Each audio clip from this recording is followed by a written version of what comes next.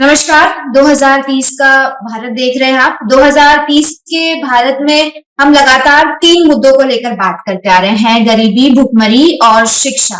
भारत देश को लेकर एक लक्ष्य लेकर चल रहे हैं और इन तीनों ही मुद्दों पर हम लगातार नए-नए चेहरों से बात करते हैं। आज फिर से हमारे सामने एक चेहरा मौजूद है।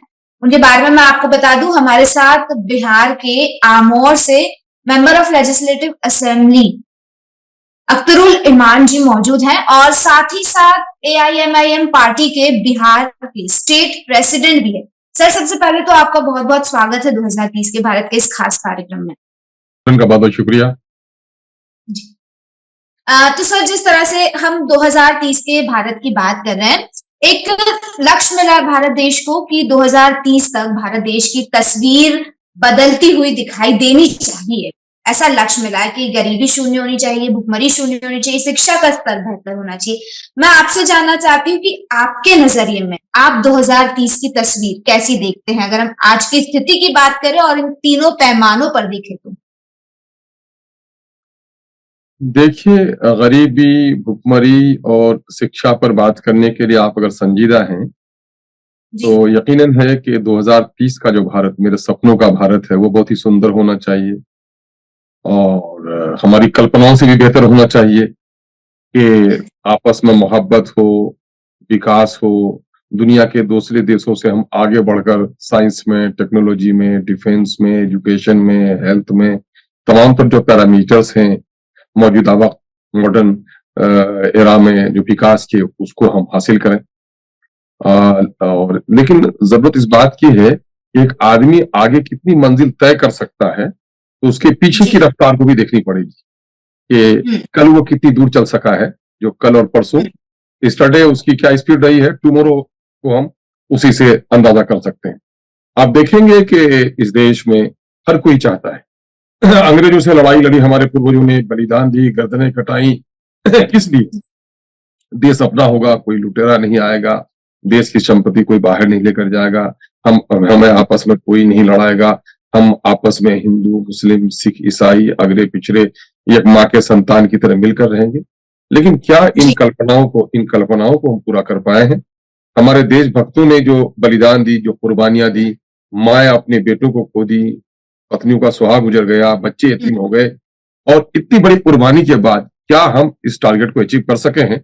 जगह हम पास हिस्ट्री को देखेंगे तो हमें बड़ी मायूसी होती है कि देश में कई मामले हम तिरंगा तो लहराते हैं, यकीनन है फ्रीडम है हमको और पॉलिटिकल फ्रीडम तो हमको मिल गया है, लेकिन क्या इकोनॉमिकल फ्रीडम हमको मिल पाया है? इसको गहरी तौर पर देखने की जरूरत है। जहाँ गरीबी अमीरी क्या देखिएगा, अभी दुनिया में हम, हमारे प्रधानमंत्री जी, महान प्रधानमंत्री जी और पूरी दुनिया का दौरा करते हैं, लेकिन क्या आपको पता है कि हंगर इंडेक्स में देश का नंबर 105वां पर है हमारा? तो हम जा किधर रहे हैं? आप देखेंगे कि देश में लॉर्ड क्लाइव आया, नवाब सिराजुद्दौला को उसने सर झुकाकर सलाम किया और उसकी चुंगी माफ कर दी, और धीरे धीरे लॉर्ड क्लाइव ने पूरे देश को कब्जा कर लिया। आज देखेंगे अगेन दूसरा लॉर्ड क्लाइव आया है। अडानी, अंबानी, ये लोग ऐसे हैं जो लोग दूसरे लॉर्ड क्लाइव गोया साबित हो रहे हैं। उसने उस वक्त बंगाल के नवाब को आदाब सलाम प्रणाम किया था सर झुकाकर, और ये मोदी जी के यहाँ सर झुका रहे हैं। नतीजा ये होगा कि देश की सारी संपत्ति आज सिमट कर मुट्ठी भर लोगों के पास जा रही है। जो कल्पना थी कि राजा का बेटा हो या मेहतर की संतान, देश होगा स्वतंत्र, तो सबको मिलेगा अवसर एक समान, क्या हमारे बुजुर्गों की, क्या इस सपने को हम साकार कर पाएंगे? आप और देखेंगे कि बिलियनर्स कितने हैं, तो आपको देखकर हैरत होगी कि 1991 में बिलियनर्स की तादाद बहुत कम थी, एक दो थी, और वो सन 1922 में बढ़कर 162 हो गई है। आप देख लेंगे किस तरह से देश की आमदनी का 1% लोगों के पास लगभग 24% आमदनी हो रही है। देश के दौलत का जो एक हिस्सा है, 1% लोगों के पास तकरीबन 40% देश की संपत्ति का हिस्सा हुआ है। 50% से ज्यादा जो गरीबी से नीचे हैं, उनके पास देश की संपत्ति का 6.5% है। ये फॉर्ब्स की रिपोर्ट है, ये टाइम्स की रिपोर्ट है, ये इक्वलिटी इंडेक्स की रिपोर्ट है। आप अगर देखेंगे तो आप देखेंगे कि गरीबी और अमीरी में खाई बढ़ती चली जा रही, और भूख का मतलब सिर्फ ये नहीं कि उसके पेट में रोटी चली जाए, उसके अंदर में जो आज का डाइट वो है, इंडेक्स है, उसके मुताबिक आज भी न्यूट्रिशन की कमी लोगों के ऊपर है, आज भी माल न्यूट्रिशन में है। आप चलिए, हमारे बिहार में आइए, सीमांचल एक क्षेत्र कहा जाता है, और मुझे माफ हाँ, कीजिएगा, मुझे क्षमा कीजिएगा, मैं आपको 35 साल की बुढ़िया दिखाऊंगा आपको, आप चौंकेंगे। हाँ, 30 साल की बुढ़िया दिखाऊंगा मैं आपको। एक औरत जिसकी शादी 18-20 साल की उम्र में होती है, एक दो बच्चे हाँ, के बाद उसका चेहरा इस तरह पिचक जाता है, लगता है कि वो 60 साल की होगी। माल न्यूट्रिशन है जी, वहां पर। बच्चे पैदा हो रहे हैं तो लगता है कि हड्डी के ढांचे में। इन्फेंट मोटिलिटी रेट सबसे ज्यादा है। साफ पानी, आजादी के 77 सालों के बाद अब तक लोगों को साफ पानी पीने का नहीं मिल सका है। लोगों को बिहार की आपने बात की और सीमांचल क्षेत्र का जिक्र किया, तो एक सवाल मेरे मन में आया। किशनगंज भी क्योंकि सीमांचल क्षेत्र में ही आता है ना? और लोकसभा में आप वहां से नॉमिनेटेड भी थे, तो एक सवाल मेरा ये है कि आखिर बिहार का जो सीमांचल क्षेत्र है, हालांकि वैसे तो पूरे बिहार की ही स्थिति उस हिसाब से नहीं है जिस हिसाब से होना चाहिए, कई सारी समस्याएं हैं, लेकिन फिर भी अगर मैं सीमांचल क्षेत्र की बात करूं और खासतौर पर मैं किशनगंज की बात आपसे करना चाहूंगी, तो आखिर ऐसा क्यों है कि किशनगंज को बिहार का सबसे ज्यादा कह सकते हैं कि बैकवर्ड और गरीब एरिया कहा जाता है? ठीक है, एक सवाल मेरा यहाँ, इसको मैं दूसरे सवाल से लिंक करना चाहूंगी कि क्या इसकी वजह ये है कि किशनगंज में सबसे ज्यादा मुस्लिम पॉपुलेशन है, क्योंकि 68% पॉपुलेशन मुस्लिम है किशनगंज में, तो यकीनन क्या है। एक ये वजह है? आपके सवाल में आपका जवाब भी छुपा हुआ था जिसका तज़किरा आपने किया है। यकीनन वही हाँ, नहीं देखेंगे, पूरे ऑल ओवर इंडिया आप देखेंगे, चाहे आसाम जी, की पट्टियों में देख लें, चाहे हाँ, मुसलमानों को पंजाब के इलाके में देख लें, चाहे मुसलमानों को राजस्थान के इलाके में देख लें, इवन के महाराष्ट्र में मुसलमानों को देख लें। सचर कमेटी, रंगनाथ मिश्रा कमीशन की रिपोर्ट आपके सामने में है। चुन चुनकर उन इलाकों में, जिन इलाकों में मुस्लिम आबादी रही और दलितों की आबादी रही, वहां सरकार ने प्रोग्रेसिव एटीट्यूड गवर्नमेंट का रहा ही नहीं। न इंफ्रास्ट्रक्चर का डेवलपमेंट हुआ, न वहां पर नदियों पर पुल बन सके, न अच्छी सड़कें बन सकी, न अच्छे स्कूल बन सके, न अच्छे हॉस्पिटल बन सके, न वहां रोजगार के लिए कोई मौके आ सके, न कोई अच्छी इंडस्ट्रीज लगी।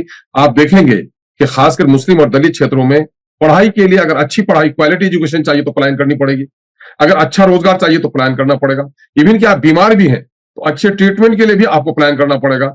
ये सारी दुश्वारियां हैं। अभी देखिए, रिसेंटली बिहार में आई है जाति आधारित गणना की रिपोर्ट। नीतीश जी जी, तो बीजेपी को वहां पर बैठा दिए, घर घर तक पहुंचा दिए, और वहां हिंदू और मुसलमानों की मोहब्बत को खत्म करने के लिए जहर बो दिए, लेकिन गलती से काम कर गए। जिस दिन उनकी अनबन चल रही थी भाजपा वालों से, तो उन्होंने कहा कि नहीं, इस कमंडल से लड़ने के लिए मुझको मंडल का सहारा लेना पड़ेगा, तो उन्होंने जाति आधारित गणना करा दी। जाति आधारित गणना की रिपोर्ट आई मैडम, अभी आई है, तो सुनकर लोगों के आंसू बहेंगे कि उसी बिहार में जिसकी आबादी 13 करोड़ हो गई है, अगली जाति हाँ, के लोगों को उनके आबादी के अनुपात में जो उनका एक्चुअल शेयर होता है उससे 2 गुना, जी, 3 गुना और 4 गुना अधिक नौकरियां मिली है। जिनका शेयर हम्म, 25,000 नौकरी का होता था उनको 1 लाख मिला है, जिनका एक 58,000 का होता था उनको 1,87,000 मिल रही है। मैं एक बात बता रहा हूँ, आपकी मेरी बात, बात सुन लीजिए। हाँ लेकिन जी, वही वही दलितों की आबादी वहां पर 2 करोड़ 56 लाख है, सबसे बड़ी हाँ, आबादी उनकी है, और 30% आबादी है। उनकी नौकरी में शेयर होनी चाहिए 4,11,000, 2,91,000 नौकरी मिली, 1,10,000 नौकरी उनकी चली गई।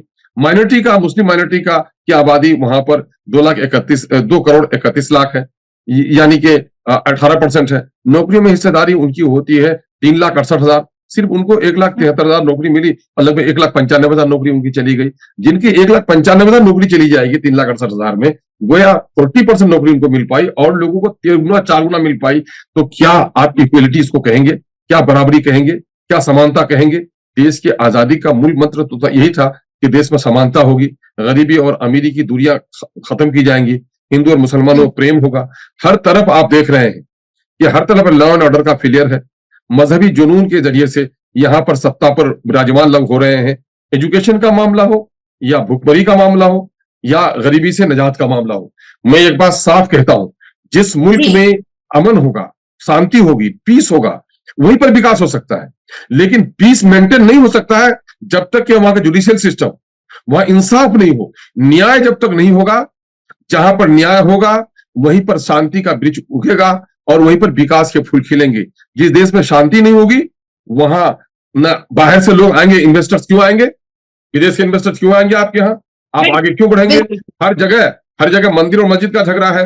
मंदिर, मस्जिद, गुरुद्वारे सब आबाद रहने चाहिए, लेकिन वो धर्म के ही हवाले छोड़ो। हाँ। लेकिन ये मुल्क तो सेक्युलर है, सब मिलजुल कर राष्ट्रता की भावना के साथ इस राष्ट्र के विकास के लिए काम करो। लेकिन आप देखेंगे कि आज भी बाबा साहब भीमराव अंबेडकर का दिया गया संविधान, और उसमें उसने कहा था कि डायरेक्टिव्स में यह भी था कि लोग भुखमरी से निजात पाएं, शराबबंदी हाँ। हो, इस मुल्क में गरीबों के मुकदमात लड़ने के लिए सरकार पैरवी करे। देख रहे हैं इन मुद्दों पर सरकार बात कर पा रही है। इंदिरा गांधी के जमाने में कहा गया कि गरीबी हटाओ, और लोग जब गरीबी नहीं हटी, और आज भी ये हुकूमत कह रही है कि साहब हम 80 करोड़ लोगों को अब वो दे रहे हैं, चावल दे रहे हैं, खाना दे रहे हैं, तो शर्म नहीं आती है कि आप कहां ले जा रहे हैं मुल्क को?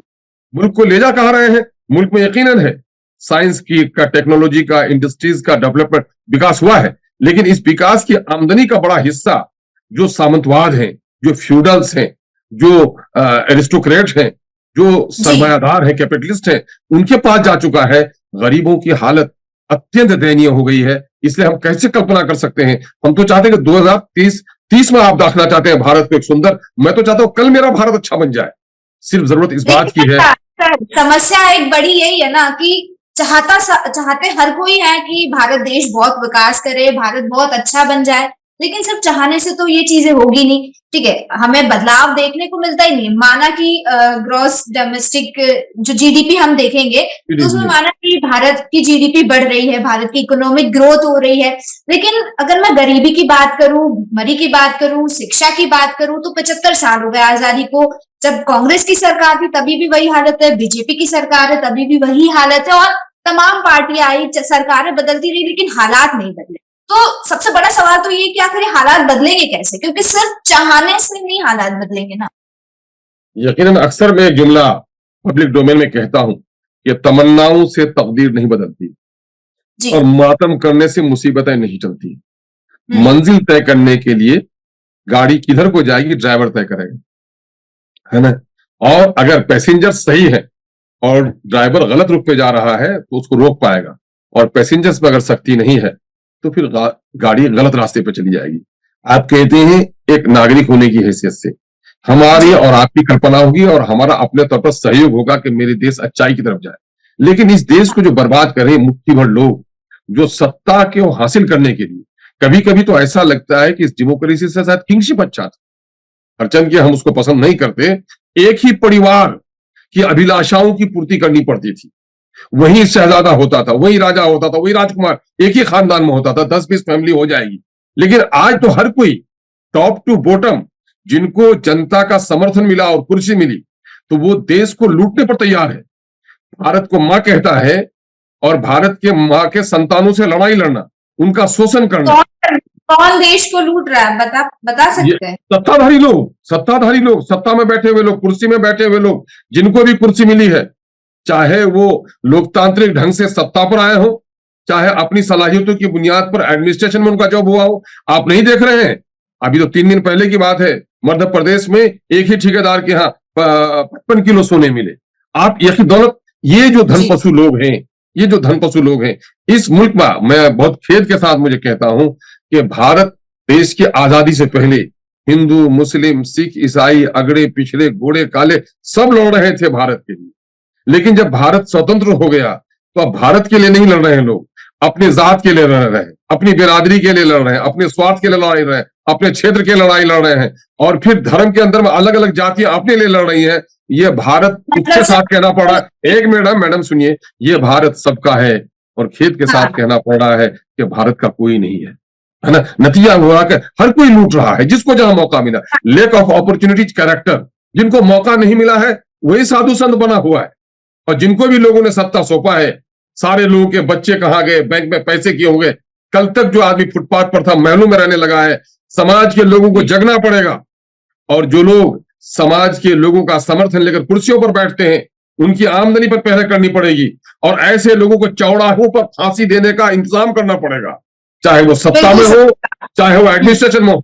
जब तक इन लुटेरों को, इन डाकुओं को सजा नहीं दी जाएगी, आप कोई भी कल्पना कर रहे हैं, ये हमारी काल्पनिक वो शायराना एक अंदाज हो सकता है कि हम शीश महल में रह लेंगे, गरीबी खत्म होने नहीं जा रही है। आज का जो भारत है, आप जंगलों से गुजरिए, आपको शेर से, भेड़ियों से उतना डर नहीं है जितना एक दूसरे के मोहल्ले से इंसान गुजरता है तो डर होने लगता है। इंसानों से इतना भय हो, भय के माहौल में। सर आपको रोकना चाहूंगी, भय की आपने बात की, डर की आपने बात की, क्या भारत देश में मुस्लिम समुदाय डरा हुआ है? एक सवाल डरा हुआ? मेरा। अच्छा, ये तो ऐसे ही है कि दिन के 12 बजे हम बात कर रहे हैं और आप पूछ रहे हैं कि क्या दिन हो गया है, सूरज निकल गया है?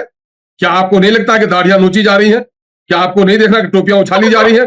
क्या ऐसा नहीं लग रहा आप ही के गांव के बगल, अरे भाई आप ही के बगल में तो ट्रेन पे एक आदमी जाता है और मुसलमानों को चुंझ और गोलियां चलाता है, मुसलमानों के घर तोड़े जा रहे हैं, मुसलमानों की मस्जिदों को झगड़ा लगाया जा रहा है, यूनिफॉर्म सिविल कोड में, इसी देश में यूनिफॉर्म सिविल कोड निशाना करके मुसलमानों को लाया जाता है। वहीं पर आप यूनिफॉर्म का मतलब सारे लोगों को एक तरह कीजिएगा ना, किसी का गुलाबी लिबास हो, किसी का सफेद हो। मेरी बात सुनिए, एक तरफ दूसरी पार्टी के जो लोग हैं और भी कई सारे लोग हैं, वो तो कहते हैं कि बाहर के मुल्कों में जाके देख लो, बाहर के मुल्कों में जो माइनॉरिटी कम्युनिटीज है उनके साथ जिस तरह का बर्ताव होता है वो बहुत भयावह स्थिति है, उसके मुकाबले भारत देश में ऐसा कुछ भी नहीं है। मैंने पड़ोसी का बेटा, प्रमुख जो भागवत है उनका बयान किसी प्रोग्राम में। क्या मैडम आप ये कहेंगी कि मेरा बेटा तो घर में शराब पीता है, पड़ोसी का बेटा तो गली में पीता है, गली वाले से अच्छा है? ये नहीं हो सकता है। इस दुनिया में भी किसी भी महजब सभ्य समाज में अगर माइनॉरिटी पर और कमजोर पर जुल्म होता है तो उसकी जितनी भी हो उसको कंडम करना चाहिए। मैं उसका कभी भी उसकी मजम्मत करनी चाहिए। ये कोई सभ्य समाज का नहीं है कि कमजोरों पर कोई जुल्म करे। मैंने अक्सर कहा है कि भारत को मां मानने वालों, यकीनन है कि आप आदर और सम्मान से अपने कन कन से प्रेम करते हो तो यकीनन साधुवाद के पात्र हो, लेकिन जानते हो जिसको मां कहते हो, मां अपने सारे बच्चों को एक दृष्टि से देखती है और मां का जो कमजोर बच्चा होता, बीमार होता है, मां उससे अधिक प्यार करती है और ये चाहती है कि मेरा जो सबल बेटा है, मेरा जो सेहतमंद बेटा है, वो मेरे गरीब बेटे की पैरवी करे, उसकी खातिर करे। और जब सेहतमंद भाई गरीब भाई को धक्के मारता है तो अपने भाई को धक्का नहीं मारता, मां की आत्मा को आघात पहुंचाता है। और आज यही हो रहा है। हाँ, सवाल तो ये आज यही हो रहा है इस देश में। इस देश में मुस्लिम माइनॉरिटी को जितना सताया जा रहा है, दलितों का जितना शोषण हो रहा है, कमजोर वर्गों का जितना शोषण हो रहा है, क्या भारत की स्वतंत्रता की लड़ाई इसी में से लड़ी थी गांधी ने? इसीलिए लड़ी थी मौलाना आजाद ने, डॉक्टर भीमराव अम्बेडकर ने इसीलिए लड़ाई लड़ी थी, यही दिन देखने के लिए कि अपने देश में आदमी खौफ में रहे। देखिए, real freedom is freedom from fair. जब तक आप खौफ से, जब तक भय से आपको मुक्ति नहीं मिलेगी, तब तक ऐसी आजादी का क्या माना है? ऐसे हम अपनी आजादी से मोहब्बत करते हैं, लेकिन मौजूदा वक्त जो भय का वातावरण हो गया है और लोग जाति और धार्मिक उन्माद फैलाकर जो लोग सत्ता पर जा रहे हैं, ऐसे लोगों के रहते हुए हम 2030 के भारत को कभी सुंदर, कभी सभ्य, कभी भूखमरी से निजात पाने वाला शिक्षित भारत की कल्पना नहीं कर सकते हैं। शक्ति भी, सुख भी, शांति भी भक्तों के गीत में है, इस देश के वासियों की मुक्ति प्रीत में है।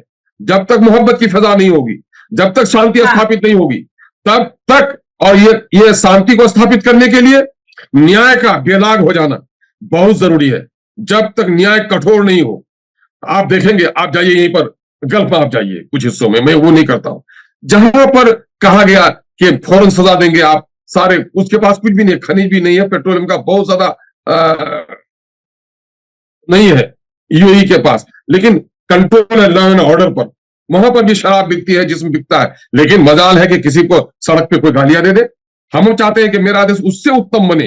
ये गांधी का, महावीर का है, बुद्ध का की धरती है, तो फिर अजमेरी की धरती है ये, तो इसलिए यहां पर हमारा प्रेम और न्याय तो हमारे यहां सबसे ज्यादा अधिक स्थापित होना चाहिए।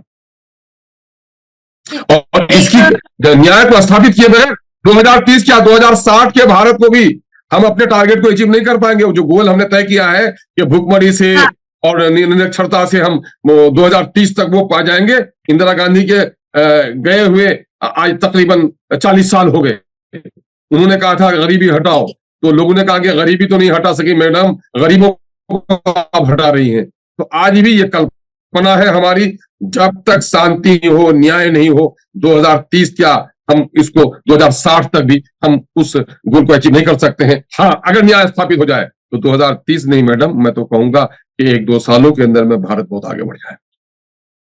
न्याय कैसे स्थापित कैसे होगा, सवाल यही है। चलिए, न्याय कैसे स्थापित होगा, क्योंकि सत्ता में तो वही पार्टी है, लोग भी वही है, पार्टियां भी वही है, तरीका भी वही है, न्याय स्थापित होगा कैसे? एक साहब ने बड़ी अच्छी बात कही कि समाज कभी भी चोर उचक्कों से नहीं बिगड़ता, समाज का बुद्धिजीवी वर्ग जब जब बिगड़ जाता है, बहक जाता है, निष्क्रिय हो जाता है, समाज बिगड़ जाता है। देश के इंटेलेक्चुअल को आगे आना पड़ेगा, राष्ट्र की भावना को जगाना पड़ेगा। आज धर्मवाद है, क्षेत्रवाद है, भाषावाद है, लेकिन राष्ट्रवाद कहीं नहीं है। राष्ट्रवाद गुम होकर रह गया है। राष्ट्रवाद, ये देश सबका है, इस देश के लिए सब कोई है, इस कल्पना को स्थापित करना पड़ेगा। और यह कल्पना कब स्थापित होगा? जब सबको समान दृष्टि से देखा जाए। जिसके साथ नाइंसाफी होती है, यकीनन है, जिसके साथ जुल्म होता है, जो पीड़ित होता है, वो तो फिर अपनी न्याय के लिए लड़ता है। इस वक्त देश के लिए लड़ने के लिए न्याय को स्थापित करना है। समान दृष्टि की आपने बात की। एक सवाल कई बार उठाया जाता है विपक्षी पार्टियों द्वारा कि एआईएमआई पार्टी सिर्फ मुस्लिमों की पार्टी है। ये सवाल भी उठाए जाते हैं। किसने कहा? आप मेरा मैनिफेस्टो देख लीजिए, आप मेरा मैनिफेस्टो देख लीजिए। मैडम, मैं आप बहुत खुलकर बात करता हूं। ये मुसलमानों की पार्टी नहीं है, ये टोटल कुल्ली तौर पर सेकुलर पार्टी है। ये हिंदू, मुस्लिम, सिख, ईसाई और भारत की जो सोशल फैब्रिक है उसको सामने में रखकर ये पार्टी काम कर रही है। आप बताइए कि आप ही के यहाँ हमने जाकर, मेरे नेता ने जाकर भीमराव अंबेडकर साहब के पोते को गोद में उठाया कि नहीं उठाया? आप देख लीजिए, ग्रेटर हैदराबाद में यहाँ का मेयर दलित को हमारी पार्टी ने बनाया कि नहीं बनाया? मैं बिहार में हूँ, अभी देखा था तो एएमआई पार्टी ने मुस्लिम और दलित वोटर्स पे ही फोकस किया है, वही साधने की कोशिश की है। तो कहीं ना कहीं मैं सिर्फ एएमआई पार्टी की नहीं बात कर रही हूँ, हर पार्टी की मैं बात कर रही हूँ। तमाम राजनीतिक पार्टियां इसी तरह से कार्य कर रही है कि जब वोट की बारी आती है, जब जनता के बीच में जाने की बारी आती है, तो जातिगत समीकरण और जाति के बेसिस पे वोट या धर्म के बेसिस पे वोट लेने की कोशिश करते हैं। हम जाति की बुनियाद पर नहीं। मैडम सुनिए, इस देश में सबसे ज्यादा शोषित और पीड़ित कोई है तो वो माइनॉरिटी के लोग हैं, वो दलित लोग हैं, वो पिछड़े लोग हैं और फॉरवर्ड कास्ट के भी जो गरीब लोग हैं। हम उसकी वकालत भी करते हैं। हमने जात और धर्म को पार्टी का एजेंडा नहीं बनाया है, लेकिन एक बड़ी चालाकी के साथ इस मुल्क की दूसरी सो-कॉल्ड सेकुलर पार्टियों के साथ मुसलमान जाकर के काम करे तो ठीक है, लेकिन किसी पार्टी का अगर हेड, अगर उसका लीडर मुस्लिम हो जाए तो कोई बर्दाश्त करने के लिए उसको तैयार नहीं है। हमारे साथ यही हो रहा है। हमने नॉन मुस्लिम्स को टिकट दिए हैं, हमने दलितों को टिकट दिए, हमने पिछड़ों को टिकट दिए हैं, हम सारे लोगों को लेकर चलना रहे हैं। लेकिन देश के अंदर में मुस्लिम माइनॉरिटी के वोट के बुनियाद पर जो लोग देश की सत्ता में आए हैं, वो लोग नहीं चाहते कि मुसलमानों के दरमियान में कोई लीडरशिप पैदा हो, मुसलमान आके अपने हिस्से की बात कर सके। आप बात करती हैं, मैं मुसलमानों के बारे में, दलितों के बारे में बात करता हूं। एक माँ के 4 बच्चे हैं, लेकिन जो बच्चा सबल है, सेहतमंद है, माँ नहीं, जो बीमार है माँ, उसके बारे में ज्यादा फिक्र करती है। मेरे आंख में चोट लगती है, मैं हॉस्पिटल जाता हूं और मैं कहता हूं डॉक्टर साहब मेरी आंख जा रही है। इसका मतलब नहीं कि नाक मेरी नहीं है, इसका मतलब नहीं कि बाजू मेरे नहीं है। अरे आंख में चोट लगी है, मैं इसलिए आंख चिल्ला रहा हूं, क्योंकि सबसे ज्यादा इंसाफी अगर हुई है। आप देख ले टाटा में, कोटा में गिरफ्तारी किन की हुई? जितने भी लगभग 40,000 इस मुल्क में कम्युनल राइट्स हुए, उसमें 90% नुकसान मुसलमानों का हुआ है। आप देख रहे हैं मुसलमानों के नौजवानों का 20-20 साल टाटा पोटा में जेल में रहा है और बेकसूर वो निकल के आया है। आप देख रहे हैं, चाहे भागलपुर में हो, चाहे गोधरा में हो, चाहे आपका वहीं आपके बाजू में ही बंबई के में हो, तो आप देखेंगे कि जो फसादात हुए हैं उसमें ज्यादा नुकसान मुसलमानों का हुआ है। सरकारी नौकरी में आज सेंट्रल जॉब्स में हमको 3%, 4% भी हिस्सा नहीं दे रहे हैं। पार्लियामेंट में मेरी आबादी के हिसाब से मोर देन 80 मेंबर्स होने चाहिए थे। लोकसभा में हमारे 20-25 से आप आगे पहुंचने नहीं दे रहे हैं। हमारे बच्चों को पुलिस में आप बहाल नहीं कर रहे हैं। हमें कारोबार और ठेला लगाने नहीं दे रहे हैं। आप बीफ को एक्सपोर्ट कीजिएगा।